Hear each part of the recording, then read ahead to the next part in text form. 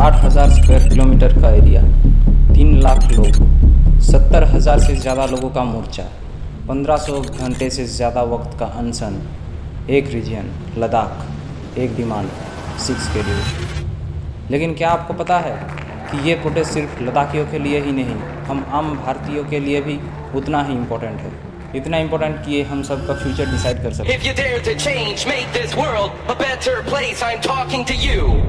लद्दाख के लोग जहां 2019 में आर्टिकल 370 हटने के बाद खुशियां मना रहा था, एक इंडिपेंडेंस पाने जैसा माहौल बन गया था, वहां पे 2023 ख़त्म होते होते जहां यूनियन टेरिटरी बनने के बाद उनकी आवाज़ और भी ज़्यादा सुनी जानी चाहिए थी, उल्टा हुआ कि उनका लेजिस्लेचर भी नहीं रहा। सोनम वांगचुक, जिससे इंस्पायर्ड होके 3 इडियट्स का रैंचो कैरेक्टर लिखा गया था, एक साइंटिस्ट जिसने ना जाने कितने तरीक़ों से इंडियन आर्मी का हिली ट्राइबल्स का मदद किया और एनवायरनमेंटल सस्टेनेबिलिटी के ऊपर काम किया, जो फेस बना इस बड़े प्रोटेस्ट का, उसको भी सरकार से अब कोई उम्मीद नहीं रहा। इस प्रोटेस्ट का इंपॉर्टेंस जानने के लिए इस प्रोटेस्ट की डिमांड के बारे में भी जानना थोड़ा ज़रूरी है। हमारे भारत की वैदिक कल्चर को कोई अगर ट्रूली कैरी कर रहा है तो इस देश का आदिवासी है। ये लोग प्रकृति यानी जल, जंगल, ज़मीन, यही सब को पूजते हैं और इन्हीं से अपना ज़िंदगी व्यतीत करते हैं। नेचर को हानि पहुंचाना इन लोगों के लिए उतना ही दर्दनाक है जितना एक हिंदू के लिए एक मंदिर को तोड़ना या मुसलमान के लिए उसके मस्जिद को। और यही से इस प्रोटेस्ट का इम्पोर्टेंस सामने आता है। लेकिन कैसे, आइए जानते हैं आज के वीडियो में। 6 schedule tribal majority population area को अपने शेड्यूल एरियाज के अंतर्गत लाता है और उन लोगों को अपने जैसा ही कानून बनाने का छूट देता है, which is led by tribes advisory council consisting of 3/4 of tribal representatives and the rest are selected।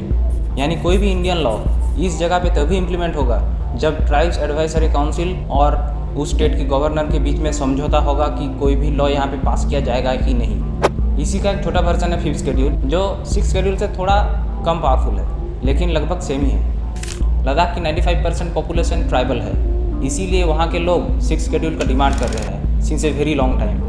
कितने सरकार आए गए लेकिन इनकी डिमांड कभी पूरी नहीं की। कोई मजबूरी तो सरकार की भी होगी कि वो लोग इनके डिमांड नहीं मान रहे, पर सरकार का आर्गूमेंट क्या है इन लोगों का डिमांड ना मानने का? सरकार मानती है कि लद्दाख की पॉपुलेशन सिर्फ 3 लाख ही है, जो इसको इनएलिजिबल बनाता है एक स्टेट बनने के लिए। लेकिन इधर लद्दाख के लोग यही पॉइंट को काउंटर करते हैं सिक्किम की पॉपुलेशन के साथ। सरकार मानती है अगर लद्दाख को स्टेटहुड दिया गया तो वहाँ का मिलिट्री और डिफेंसिव सर्विसेज बहुत ही ज़्यादा कॉम्प्लिकेट हो जाएगी। ये बहुत ही ज़्यादा सेंसिटिव एरिया है क्योंकि लद्दाख पाकिस्तान और चाइना के साथ बॉर्डर शेयर करती है। न्यूज़ में और पिक्चर्स में देखा गया है कि चाइनीज़ मिलिट्री बहुत ही ज़्यादा अंदर तक गालवान वैली में घुस चुका है ऑलरेडी, और इससे इंडियन आर्मी और लोकल पॉपुलेशन को बहुत ही ज़्यादा परेशानी हो रही है। कई सोर्सेस ने तो ये भी दावा किया है कि चाइनीज़ मिलिट्री 2000 स्क्वायर किलोमीटर तक अंदर घुस चुका है। सरकार को ये लगता है कि अगर वहाँ पे स्टेटहुड दिया गया तो इन्वेस्टमेंट और एम्प्लॉयमेंट की भी बहुत परेशानी होगी। और चौथा पॉइंट ये है, क्योंकि Kargil district Muslim majority area है तो वो लोग जम्मू कश्मीर की स्पेशल स्टेटस को रिस्टोर करने की मांग करते रहते हैं थ्रू गुपकर डिक्लेरेशन, जो ओवरऑल सरकार को एकदम पसंद नहीं है। लेकिन हमको ये भी देखना पड़ेगा कि लद्दाख के लोगों का डिमांड क्या है। पहला, उनको लेजिस्लेटिव ऑटोनॉमी चाहिए। 2019 में आर्टिकल 370 स्क्रैप होने के बाद लद्दाखियों को लगा था कि उनका जो खुद का लेजिस्लेचर होगा उसके ज़रिए वो अपनी आवाज़ ठीक से सेंटर तक पहुंचा सकते हैं। दूसरा और one of the most important point, Ladakh के लोग अपने तरीके से वहाँ के पर्यावरण को संभालना चाहते हैं। आर्टिकल 370 हटने के बाद लद्दाख इंडस्ट्रियलिस्ट और माइनिंग कंपनीज के लिए सोने की खदान से भी ज़्यादा कीमती बन चुकी है। इसीलिए ये लड़ाई धीरे धीरे मनी माफिया और इंडस्ट्रियलिस्ट वर्सेस लोकल पॉपुलेशन हो चुकी है। अगर स्टेटहुड ग्रांट हुआ तो लद्दाख अपनी कल्चरल आइडेंटिटी और ऑटोनॉमी पर खुद का हक पहले होगा, इसीलिए वो 6 शेड्यूल की डिमांड कर रहे हैं। और चौथा पॉइंट, 6 शेड्यूल ग्रांट होने से वहाँ के लोकल लोग पब्लिक सर्विस सेक्टर में काम करेंगे, जो जॉब और एम्प्लॉयमेंट तो बढ़ाएगा ही, साथ में जो लोकली इंटरनेशनल प्रॉब्लम्स है वो भी ठीक तरीके से हैंडल कर सकते हैं, जैसे कि administration at minute levels, management of the district and security and military services.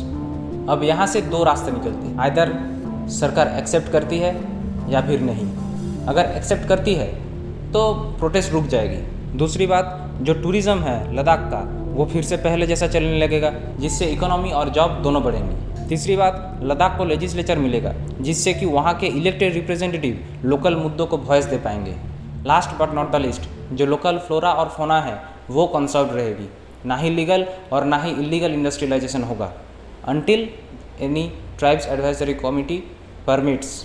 लेकिन अगर उनकी डिमांड ना सुना जाए, अगर उनका डिमांड पूरा ना किया जाए तो क्या होगा? दिक्कत यहीं से शुरू होगी, क्योंकि अगर ये प्रोटेस्ट सफल हुआ तो फिर इसे एक मिसाल के तौर पर देखा जाएगा, लेकिन अगर असफल हुआ तो फिर ये हमारे दुनिया को एक विजिबल अंधेरे की तरफ धीरे धीरे ढकेलती रहेगी। प्रोटेस्ट असफल होना मतलब लद्दाख का कंट्रोल गवर्नमेंट के पास होना।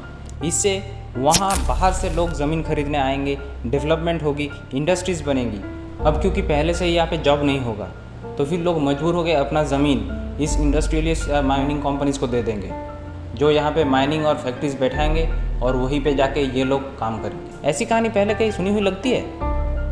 नहीं, क्योंकि आवाज़ नहीं होता आदिवासी के पास।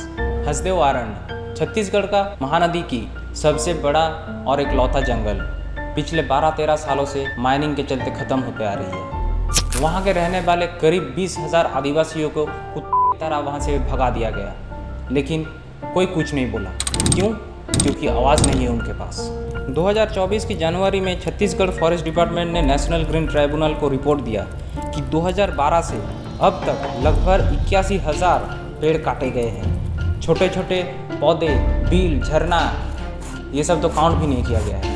अब उसका हिसाब कोई रखे ना रखे, उसका दाम हम आम लोगों को पाए देना पड़ेगा। 2012 में परमिशन लेकर राजस्थान की सरकार ने अपने विद्युत उत्पादन के लिए 1200 किलोमीटर दूर आके छत्तीसगढ़ के हसदेव में कोल माइनिंग शुरू किया और 2013 में हमारे सबसे बड़ा मोटिवेटिंग बिजनेस अदानी एंटरप्राइजेस को यहाँ का माइन डेवलपर एंड ऑपरेटर बना दिया गया। उसके बाद जो होना था वही हो रहा है। आदिवासी की ज़िंदगी तो छोड़ ही दो, हसदेव में अब सिर्फ और सिर्फ धूल ही उड़ता है। पीने को साफ पानी नहीं, वाटर टेबल नीचे जा चुका है और सारे नदी और तालाब कॉन्टामिनेटेड बन चुका है। इससे लोगों की तो बीमारियां बढ़ ही रहा है, उसके साथ नॉर्थ इंडिया का जो एवरेज टेम्परेचर है वो भी धीरे धीरे बढ़ते ही जा रहा है। रिपोर्ट्स की माने तो ये तो बस शुरुआत है, क्योंकि माइंस अभी और भी बनेंगे यहाँ पे।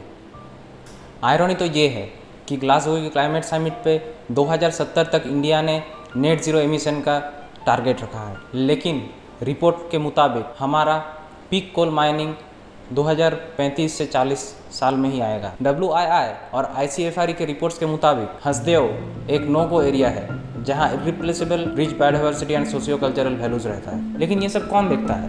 यहाँ पे तो ना बाप बड़ा ना भैया, सबसे बड़ा रुपया चलता है। लेकिन अफसोस ये एक लौता केस नहीं है और ना ही पहला और ना ही आखिरी है। और जहाँ जहाँ ऐसा कांड होते रहता है वहाँ आंखों के सामने उसकी इफेक्ट या फिर कह दीजिए बैड इफेक्ट आंखों के सामने फूट फूट के निकल के आता है। रिसेंट 13 मई को मुंबई में एक बहुत ही बड़ा डस्ट स्टॉर्म आया। लोग पूछने लगे ऐसा तो नॉर्थ इंडिया में होता है ना, लेकिन यहाँ ऐसे कैसे हो गया? ऐसा शायद इसलिए हुआ क्योंकि मुंबई के आसपास में आर्य फॉरेस्ट कॉलोनी और ऐसे ही बहुत सारे फॉरेस्ट एरियाज़ को डेवलपमेंट के नाम पे कट कर दिया गया। और जंगल सिर्फ कार्बन सिंक ही नहीं, डस्ट सिंक का भी काम करता है। Aravalli hills and forest regions, जो कि गुजरात की नॉर्थ से दिल्ली तक एक दीवार की तरह खड़ा रहता है, ताकि राजस्थान से आने वाली डस्ट दिल वालों की फेफड़े ना फुला दे। जो मानसून रीजन्स में सब हिमालयन एरियाज़ को बारिश देता है, वहाँ की नदियों को वाटर रिप्लेनिशमेंट करता है। 2019 तक वो भी 25% तक ख़त्म हो चुका है। नतीजा ये है कि दिल्ली में डस्ट स्टॉर्म्स फ्रिक्वेंट हो चुका है और दिल्ली, नोएडा, गुरुग्राम यहाँ की एयर क्वालिटी के बारे में ना ही पूछे तो अच्छा है। हर साल दिल्ली की वाटर टेबल 0.5 मीटर से 2 मीटर तक नीचे जा रही है। सिटीज़ को तो हमने कंक्रीट से सजा दिया है। अब बारिश का पानी जो ग्राउंड वाटर को रिप्लेनिश करता है वो सिर्फ और सिर्फ अरावली रीजन से ही सीप इन होता है। 2011 के बाद अब तक इस रीजन का पॉपुलेशन लगभग 40% बढ़ चुका है, जो अल्टीमेटली रियल एस्टेट बिजनेसेस को ही फ़ायदा दे रहा है। गवर्नमेंट और कोर्ट ऑर्डर्स के बाद भी यहाँ पे इलीगल माइनिंग और कंस्ट्रक्शन चलती रहती है। क्यों? क्योंकि ना बाप बड़ा ना भैया, सबसे बड़ा रुपया।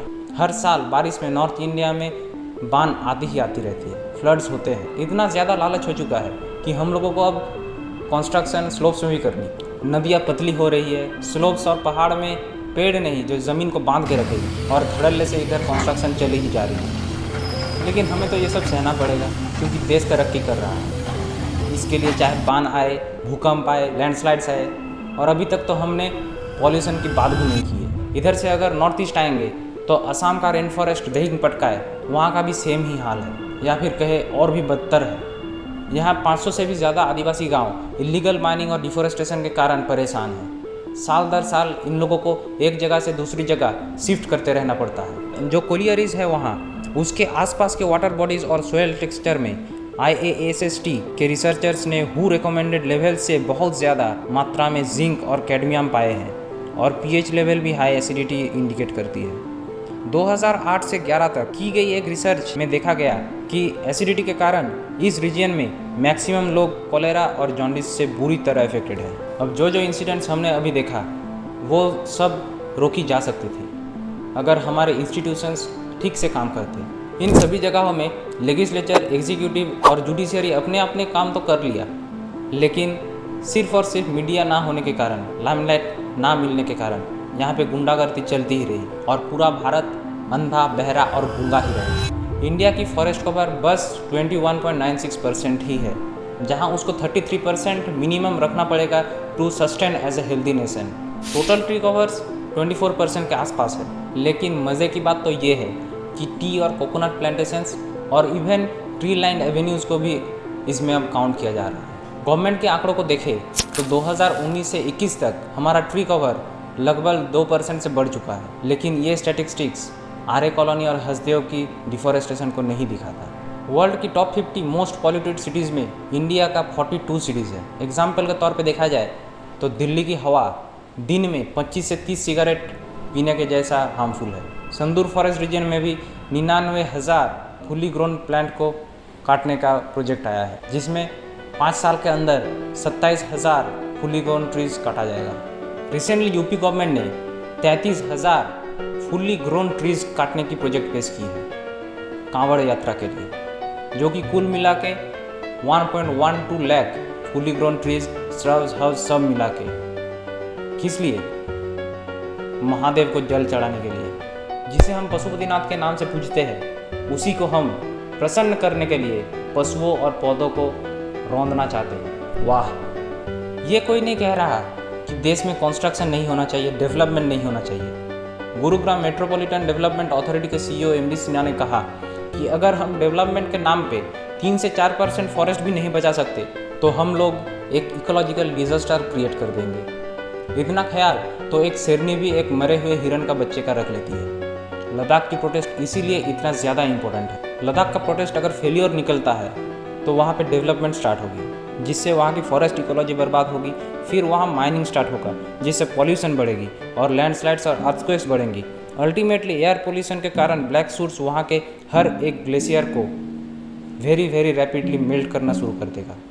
इससे ये होगा कि पूरा का पूरा नॉर्दर्न प्लेन्स गर्मी आने से पहले ही डूब जाएगा फ्लड से, और गर्मी में जब पानी की ज़रूरत होगी तब पानी नहीं मिलेगा क्योंकि ग्लेशियर सब पहले ही पिघल चुका होगा।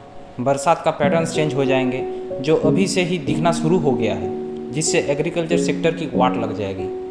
और जब खाना नहीं होगा तब एक वक्त पर सब खुद को ही कोसेंगे, समय रहते हुए कुछ ना करने के लिए। इंटरेस्टिंग बात तो ये है कि ये सारे फिनोमिनन सिर्फ हमारे कारण ही नहीं हो रहा। अमेज़न में देख लीजिए रेन फॉरेस्ट का कट होना, या फिर चाइनीज़ इंडस्ट्रीज़ का, या फिर मिडिल ईस्ट में वार देख लीजिए, या फिर वेनेजुएला में जो लास्ट ग्लेशियर था उसको पिघलना देख लीजिए। सब एक साथ कंट्रीब्यूट करता है इस क्लाइमेट चेंज को। इसीलिए 6 शेड्यूल की मांग इतना बड़ा हिस्सा बन जाता है हम आम लोगों के लिए, हमारे देश के लिए, हमारे संविधान के लिए। एक देश जहाँ प्रकृति को पूजा जाता है, वहाँ अगर एक साल में 200 से भी ज़्यादा क्लाइमेट और एनवायरनमेंटल एक्टिविस्ट को मार दिया जाता है, वहाँ सोनम वांगचुक जैसा एक इंस्पिरेशनल फिगर का जिंदा रहना इम्पोर्टेंट है, और मोस्ट इम्पोर्टेंटली जीतना धर्म बन जाता है। जब इतिहास की बात आती है, हम लोग ज़ोर ज़ोर से इंडिया को सोने की चिड़िया कह के खुद को प्राउड फील कराते हैं, लेकिन ये भी भूल जाते हैं कि देश